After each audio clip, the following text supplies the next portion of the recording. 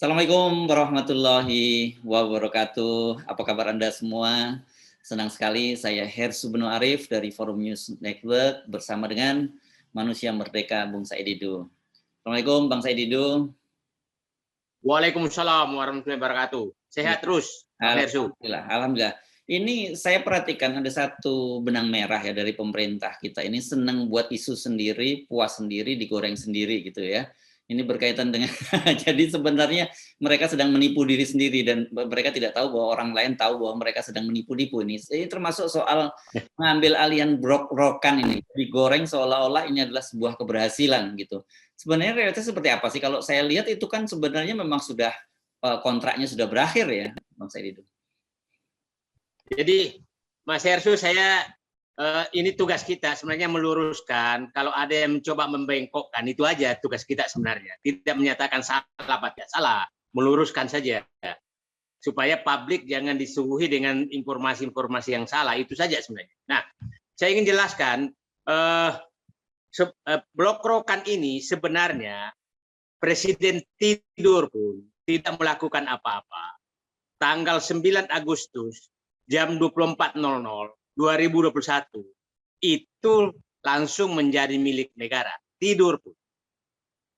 Atau tanpa presiden pun. Di Indonesia umpamanya nggak ada presiden, itu jadi milik negara. Kenapa? Begini, Undang-Undang Migas tahun 2001 menyatakan bahwa semua kontrak yang habis masa jabatannya, masa berlakunya, sejak undang-undang ditetapkan itu otomatis, kata orang Bali, otomatis menjadi milik negara, otomatis. Jadi ini otomatis. Nah, jadi milik negara. Nah, jadi tanpa melakukan apapun itu otomatis menjadi milik negara. Nah, sehingga semua kontrak yang habis mulai 2001 itu adalah menjadi milik negara. Itu migas. Nah, blok rokan ini adalah blok terbanyak, itu sudah miliaran barel diambil sejak dulu Belanda yang memberikan kepada perusahaan Amerika tahun 1926. Kemudian 1930 masuk lagi. Nah, baru menjadi Chevron itu tahun 60-an. Gitu. Nah, itu Texaco banyak sejarahnya. Jadi sejak zaman Belanda 1926. Jadi 1926 97 tahun sampai 2021. Nah, orang sering menyatakan kenapa kontrak sebelum diperpanjang? Karena undang-undangnya tidak mengharuskan. Jadi tidak mengharuskan bahwa harus diberhentikan.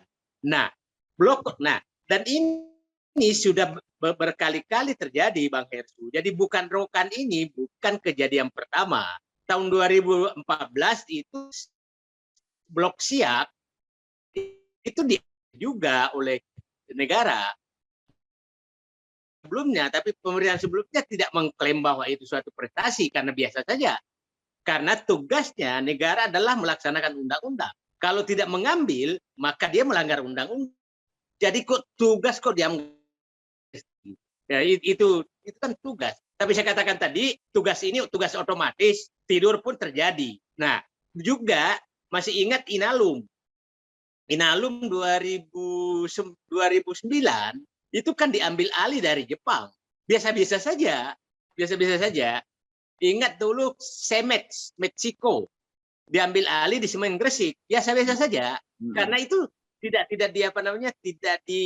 dijadikan seakan-akan prestasi. Karena memang bukan prestasi, itu pelaksanaan undang-undang. Nah, kita bicara blok-blokan ini. Nah, orang sering menyatakan kenapa mulai dibahas 2018.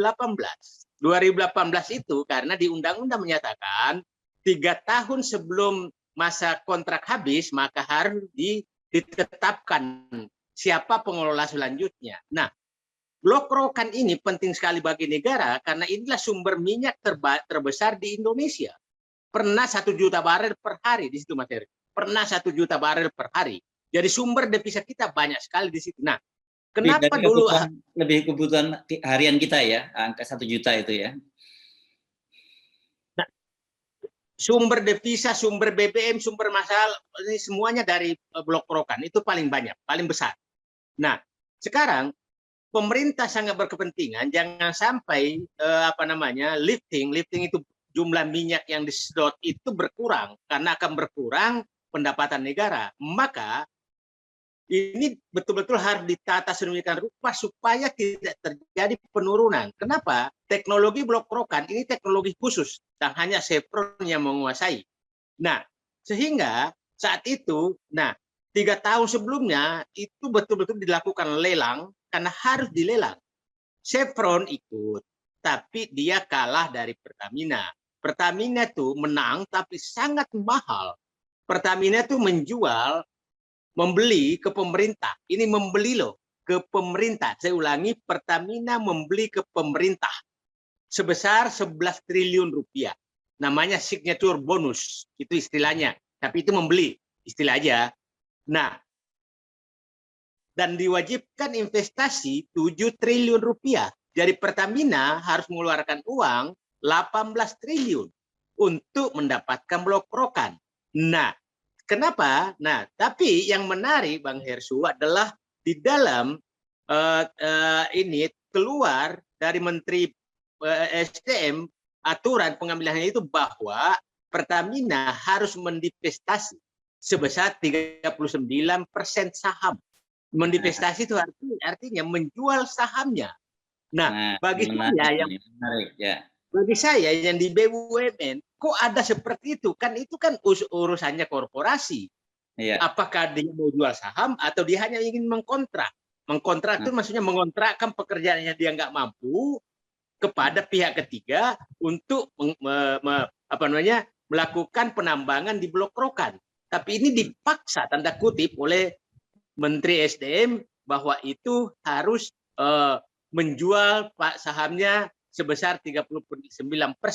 Nah, sehingga kalau ada yang menyatakan bahwa Blok Rokan hadiah proklamasi, betul, tapi bukan ke pemerintah, itu hadiah ke negara karena pelaksanaan Undang-Undang Migas tahun 2001.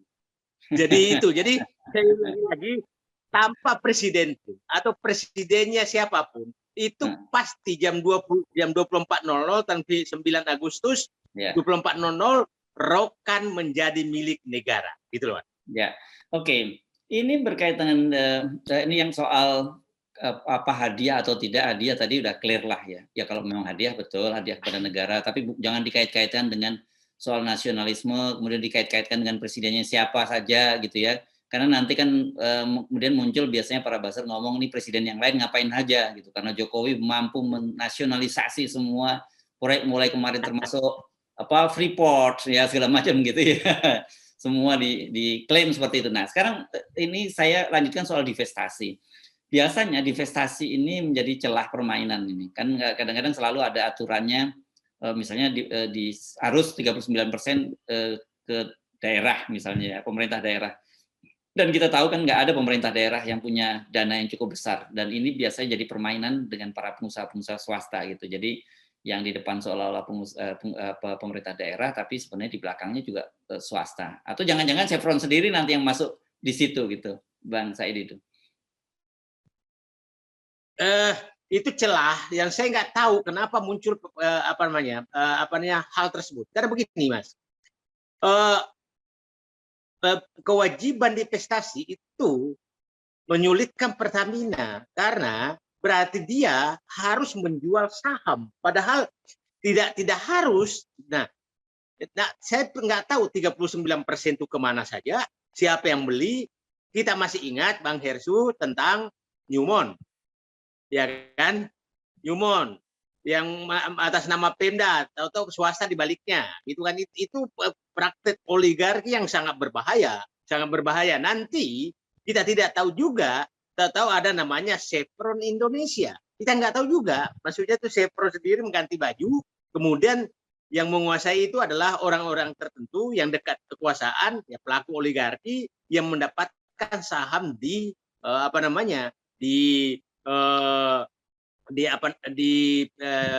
Chevron. Mas Hersu harus ingat bahwa nilai Chevron sekarang itu masih kira-kira masih puluhan triliun, mungkin ratusan triliun kalau betul-betul masih bisa dicari lagi minyak di sana. Itu besar sekali, masih besar sekali. Nah, problemnya adalah apakah masih ada minyaknya apa tidak, karena Chevron sendiri ikut tuh dia tidak mau fight tinggi sekali. Dia, ingat saya kalau nggak salah itu agak jauh di bawah tawaran Pertamina, agak jauh di bawah tawaran Pertamina, sehingga Ketika lelang, Pertamina ya? yang menang. Ketika dilelang, jadi masa kontraknya habis dan dilelang, itu Chevron juga ngebid lagi, tapi harganya lebih murah dibandingkan Pertamina gitu maksudnya.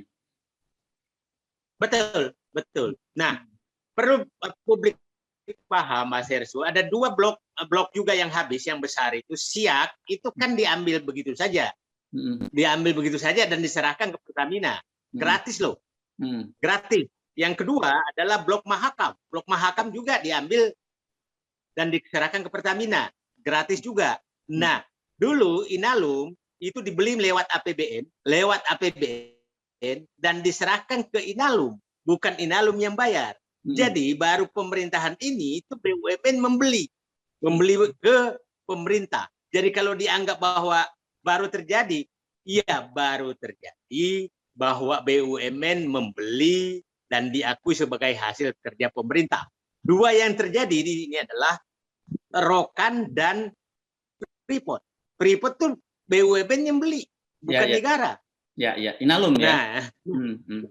Nah, bukan berarti bukan salah, itu betul saja, nggak ada masalah, Mas Hersu. Tapi pemerintahan sebelumnya itu kalau habis masa kontraknya itu dibeli negara dan diserahkan ke BUMN. Itu bedanya. Sekarang dibeli BUMN diakui sebagai hasil pemerintah. Dan kemudian setelah dibeli oleh BUMN, BUMN-nya dipaksa untuk melakukan divestasi, gitu ya.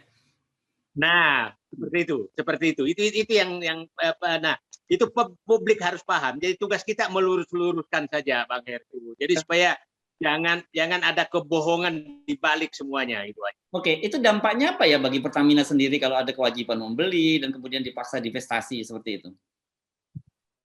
Nah, biasanya, nah inilah praktik oligarki, Mas. Nah, itu praktik oligarki terjadi. Jadi kalau kepemimpinan Pertamina itu sebenarnya ini, maka mungkin dia akan bertahan. Saya tidak mau divestasi, kenapa? Gitu kan? Dan kalau pimpinan Pertamina kuat, maka boleh saja dong menyatakan saya hanya menyamai tendernya hasil nilai di atas nilai tendernya Chevron, bukan terlalu jauh di atas. Nah, sehingga Pertamina saat ini salah satu yang membebani Pertamina sangat besar utangnya itu adalah salah satunya adalah untuk membeli Chevron. Itu salah satu penyebab. Padahal ini kemarin Bu Menteri Keuangan Sri Mulyani mulai teriak-teriak nih bahwa utang korporasi itu sangat besar sekali ya, dan itu mengerikan kalau terjadi. Dan saya kira yang dimaksud korporasi itu kan termasuk BUMN ya, bukan hanya swasta. Ya, itu besar sekali. Sekarang utang korporasi besar banget. Nah, jadi hampir sama dengan ya mungkin sekitar 7.000-an triliun juga. Karena total utang negara kan sekarang untuk utang publik saja itu 12.400 triliun. Iya. Saya baca datanya Bung Awalil, sahabat kita, ahli fiskal kita, dia menyebutnya sampai 12.500 triliun utang korporasi itu. Enggak, itu utang publik, utang pemerintah, BUMN dan Bank Indonesia. Utang apa? Utang publik. Utang publik itu terdiri 3. Utang pemerintah, utang BUMN, dan utang Bank Indonesia. Oh, oke. Jadi total 12.500 triliun ya?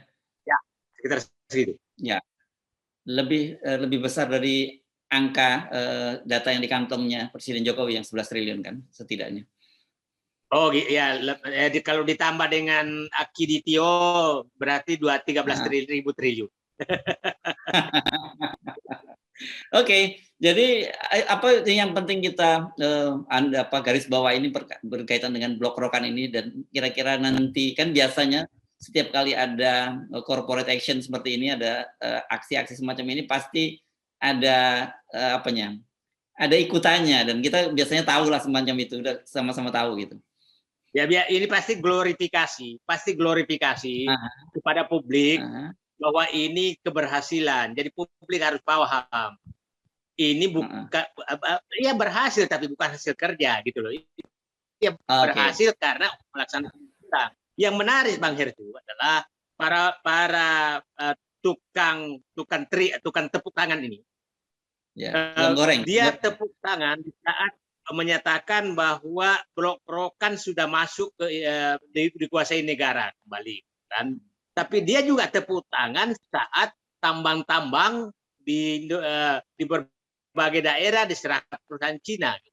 Jadi suatu ya kerjanya tepuk tangan aja. Jadi padahal sesuatu yang sangat berbeda. Jadi maksudnya begini, dia mendukung sangat keras pengambil alihan Freeport, pengambil alihan masuknya Rokan, tapi dia juga mendukung penyerahan tambang-tambang kita ke perusahaan Cina. Jadi agak menarik gitu mereka. Jadi apapun didukung gitu, walaupun berbeda.